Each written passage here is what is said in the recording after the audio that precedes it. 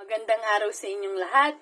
Ngayon ay sasabihin ko sa inyo ang mga senyales na ikaw ay pinuputakti na ng mga negatibong enerhiya at kamalasan. Unang-una, kung ikaw ay laging galitin.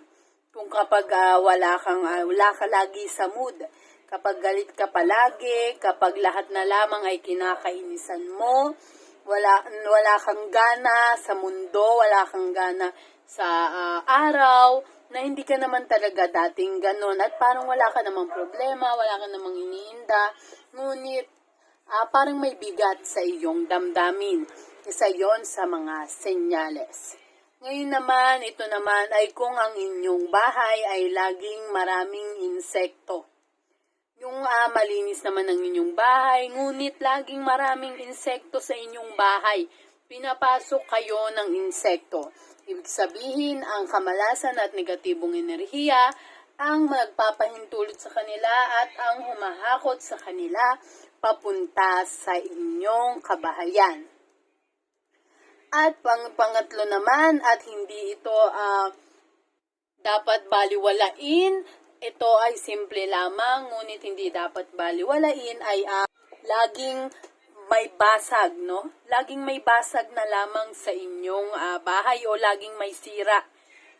Kahit naman nag-iingat na kayo, pero yung aksidente lamang o isang beses, ngunit kung napapansin mo na sunod-sunod ang pagkasira ng mga gamit sa inyong bahay, ay isa na yan sa dahilan o isa na yan sa mga sinyales na kayo ay minamalas.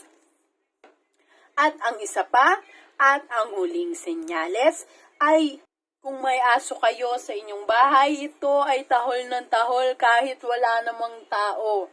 Kahit sa loob ng bahay nyo, ito ay tahol ng tahol at umaalulong pa.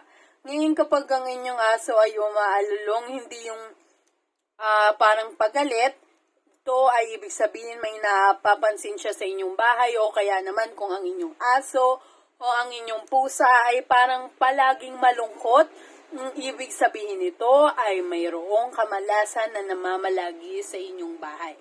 Mayroon kang iba't ibang pwedeng gawin dito. I-check mo ang aming YouTube channel at makikita mo rito kung paano itaboy ang kamalasan at ang mga negatibong enerhiya. Sundin mo ito at gawin mo ito.